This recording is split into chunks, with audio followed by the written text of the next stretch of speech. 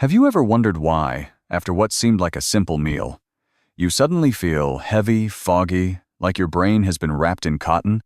Or why some mornings it feels like your hands have turned to stone, stiff and aching before you can even pour your first cup of coffee? If you're living with diabetes, chances are these sensations have become all too familiar. But what truly keeps me up at night isn't the presence of these symptoms. It's the fact that so many people are silently suffering, completely unaware that the answer might already be sitting quietly in their kitchen.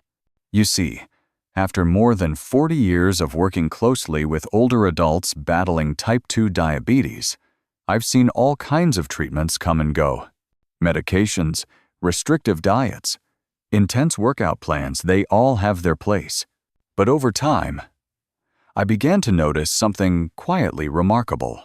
The patients who lived closer to nature, who cooked with their hands and used fresh, whole ingredients, often had more stable blood sugar, less pain, and more energy. And there was one particular case that truly changed the way I think about food.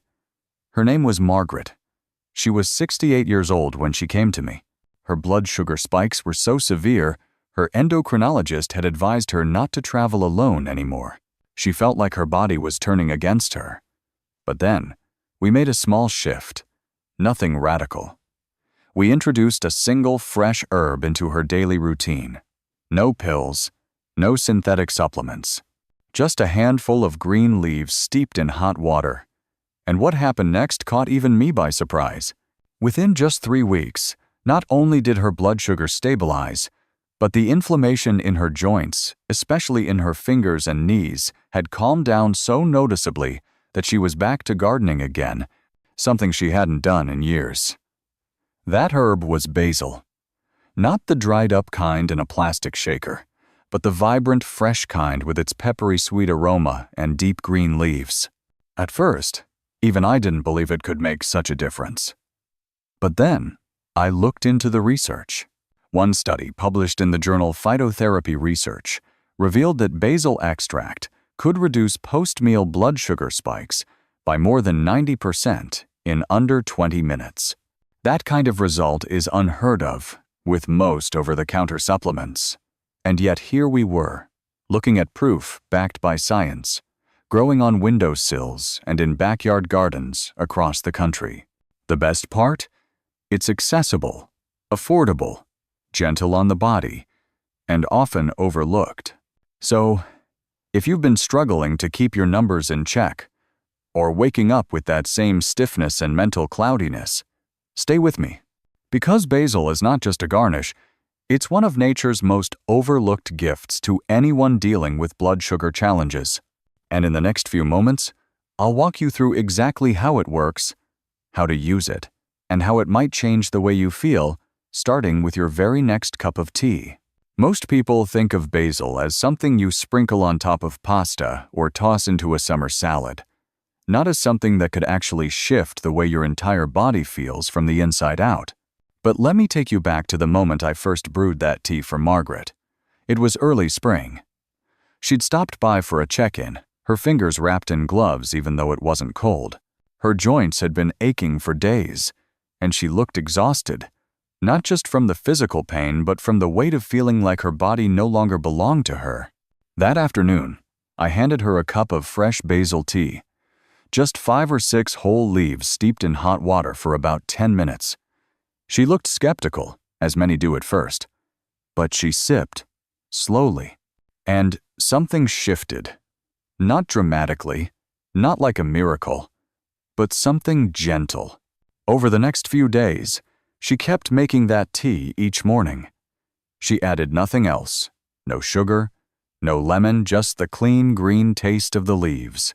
By the end of the first week, her blood sugar readings were already showing less volatility. But what struck her most wasn't the numbers. It was how she felt.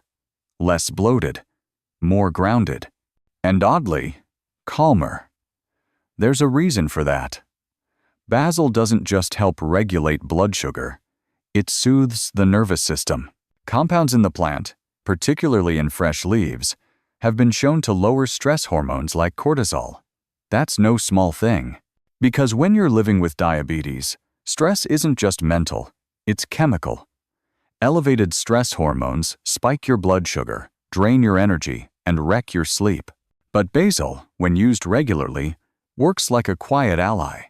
It doesn't numb your body or override it, it harmonizes with it. That's a big difference. And that's why I started recommending it not just in the morning, but also before dinner or even before bed, especially for those who struggle with restless nights or nighttime sugar spikes. Margaret began doing that too. She'd sip a cup around 8 p.m. after washing up and winding down. Within days, her sleep had improved so noticeably that her husband called to thank me. He said, "And I'll never forget this. She hasn't slept like this since before the diagnosis." I've come to think of basil as more than just a food. It's a form of care, a way to remind the body and ourselves that healing doesn't always come in dramatic forms. Sometimes it arrives quietly, in the steam of a cup held gently between two hands. So the next time your joints feel heavy or your thoughts feel slow, try it, not because it's trendy or exotic, but because it works, because I've seen it work, over and over again. Now let me tell you what surprised Margaret the most. It wasn't just the numbers on her glucose monitor, or the way her knees felt less stiff when she got out of bed. It was how her digestion began to settle, how her belly didn't bloat like before, and how meals no longer left her feeling sluggish and uncomfortable. I remember she told me one day, "It's like my stomach finally stopped yelling at me." And that made sense, because basil doesn't just act on blood sugar and the nervous system, it also has remarkable effects on digestion. When you steep fresh basil leaves in hot water, you're unlocking natural oils that help relax the muscles in the digestive tract. For someone living with type 2 diabetes, who often deals with slow digestion, acid reflux, or unpredictable bowels, that kind of gentle regulation makes a world of difference. That's why I started encouraging people to sip basil tea after heavy meals. It's not a cure-all, but it's a reset, a small act of balance, a quiet nudge to the body saying, "You're okay, let's digest this gently." But there's more. As we continued tracking Margaret's progress, something else started happening. Her moods began to lift. Her sense of isolation, that heavy emotional fog so many older adults carry quietly, began to lift too. This isn't anecdotal. Basil has compounds that interact with brain chemistry in ways similar to adaptogens, helping regulate stress responses and even gently supporting emotional equilibrium. No, it's not an antidepressant, but for many people, especially those feeling weighed down by chronic illness, it becomes part of the emotional healing process. I often ask my patients, what if your food could love you back? Basil is one of those foods. Not loud, not flashy, but consistently nurturing. It invites you to slow down, to listen, to reconnect with your own body. I started growing basil in a small clay pot on my kitchen windowsill. Margaret did too. She said the act of plucking a few fresh leaves each morning made her feel more in control, more connected. That's powerful, because when you grow something, when you tend to it, even in a small way, you begin to shift the way you think about nourishment. It becomes less about restrictions and more about relationships with your food, your body, and your health. So if you've never tried growing basil, start with one pot. Let it be your small rebellion against the idea that health has to come from a pharmacy. Sometimes, it grows right in your windowsill, quietly waiting to be noticed. Somewhere along the way, Margaret began to ask me questions that made me smile. Not the usual ones about medication or test results, but questions like, "Can I add basil to my lunch?" Or, "What if I chopped it up with a little cucumber and lemon, would that help too?" That's when I knew she wasn't just managing her condition anymore. She was reclaiming her relationship with food. And yes, the answer was always yes, because basil isn't limited to tea. When you blend it into water with lemon, maybe a few slices of cucumber, you create something more than just a drink. You make a kind of herbal detox, gentle, hydrating, and remarkably supportive to your pancreas. That's not just theory. A number of recent studies have shown that basil can improve insulin sensitivity at the cellular level. That means your body doesn't just receive insulin, it responds to it more efficiently. It's the difference between a door being knocked on versus a door being opened. And when insulin works better, sugar stops crashing through your bloodstream like a wrecking ball. It finds its way where it belongs into your cells, where it becomes fuel, not fire. Margaret started drinking that basil lemon cucumber water after lunch. Within 2 weeks, the mid-afternoon crashes disappeared. No more foggy brain at 2 o'clock. No more reaching for crackers or sweets to stay awake. Just calm, steady energy that stayed with her through the evening. I began calling it her afternoon reset. I've since seen that same effect in dozens of others. And every time I see someone go from exhausted and confused to balanced and aware, it reinforces what I've come to believe deeply. The body wants to heal. It just needs the right rhythm, the right support, the right signals. And basil, as simple as it sounds, sends one of the clearest signals I know. If you've been living with diabetes for a while, you know how tricky the afternoons can be. That post-lunch dip, the low-grade anxiety, the subtle cravings that whisper just loud enough to knock you off track. But you don't need caffeine. You don't need more willpower. You need something that works with you. Something that steadies the swing instead of stopping the ride cold. Basil does that. No drama, no crash, just quiet regulation. So, if you're still on the fence, wondering if this little green leaf can actually make a difference, just try it. Not as an experiment, as a gesture of care. One small thing, done consistently, can change the entire landscape of how your body feels. And when that change begins to ripple out into your energy, your clarity, even your emotions, you'll wonder why it took so long to begin. Not long after Margaret had fully embraced basil into her daily rhythm, she came back to me with another question this time. It wasn't about tea or salad. She asked, "What else in my pantry have I been overlooking?" That's when I introduced her to something even smaller, even simpler, and yet just as powerful as those green leaves, pumpkin seeds. Yes, those tiny green flat seeds that most people toss aside after carving a jack-o'-lantern. But they're not just a snack. They're a tool, one of the most underestimated tools in managing blood sugar I've ever come across. You see, pumpkin seeds are incredibly rich in magnesium. And if you've been paying attention to diabetic research, you'll know magnesium is one of the key minerals many people with type 2 diabetes are missing. It helps the body use insulin effectively. Without enough of it, your blood sugar control can fall apart, even if everything else seems fine. I remember showing Margaret her lab work before and after introducing pumpkin seeds. Her fasting glucose had leveled out even more, but what really stood out was how she felt between meals. More satiety, less craving, less of that roller coaster hunger that makes you reach for the wrong things at the wrong time.